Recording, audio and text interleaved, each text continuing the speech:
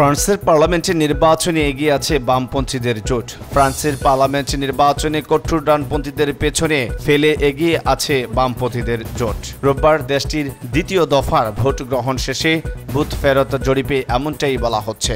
জরিপ মতে 577 আসনের পার্লামেন্টে 172 থেকে 215টি আসন পেতে চলেছে বাম জোট নিউ পপুলার ফ্রন্ট। দ্বিতীয় সর্বোচ্চ আসন পেতে যাচ্ছে ম্যাক্রোর মধ্যমপন্থী জোট টুগেদার অ্যালায়েন্স।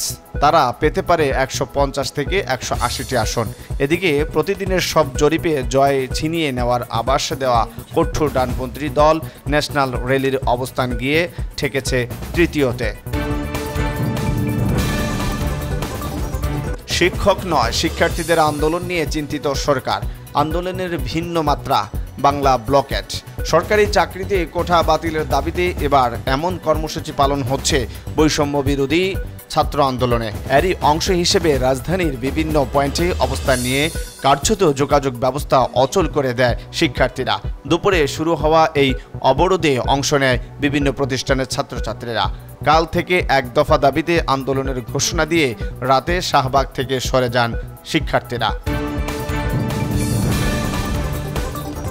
যুক্তরাষ্ট্রে আবারও ম্যাস শুটিং, প্রাণ গেল 2 জনের।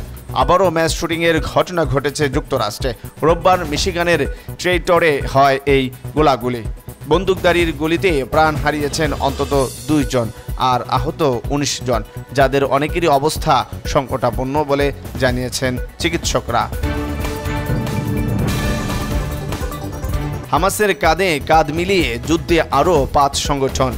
চিন্তায় ইসরায়েল। রাজনৈতিক ও আদর্শগত মতাদর্শে পার্থক্য থাকলেও হামাসের সাথে একজোট হয়ে গাজায় ইসরায়েলের বিরুদ্ধে লড়াই করছে আরও অন্তত 5টি সশস্ত্র সংগঠন, যার মধ্যে সবচেয়ে আলোচিত প্যালেস্তাইনিয়ান ইসলামিক জিহাদ। পাশাপাশি রাজনীতিতে প্রতিদ্বন্দ্বী হওয়া সত্ত্বেও হামাসের সাথে কাঁধে কাঁধ মিলিয়ে লড়াই করছে ফাতাহ সশস্ত্র যোদ্ধারাও।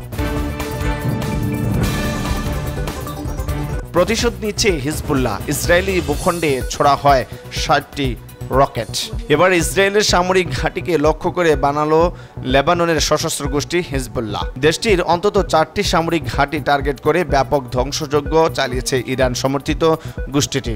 তেল আবিবের হামলায় হিজবুল্লাহ যোদ্ধা নিহতের প্রতিবাদে ছোড়া হয় কমপক্ষে 60টি কাতিউশা রকেট। এক ইসরায়েলি সেনার মৃত্যুসহ যাতে ক্ষতিগ্রস্ত হয় উত্তরাঞ্চলের বেশ কয়েকটি এলাকা। কোনো যুদ্ধবিরতি নয়, পুরোপুরিভাবেই যুদ্ধ থামাতে চায় রাশিয়া।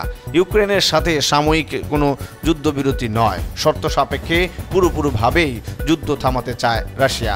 এমনটাই জানিয়েছেন রুশ প্রেসিডেন্ট ভ্লাদিমির পুতিন। ভাষ্য, সাময়িক বিরতিতে গেলে করে মস্কোর ওপর চড়াও হতে পারে কিয়েভ।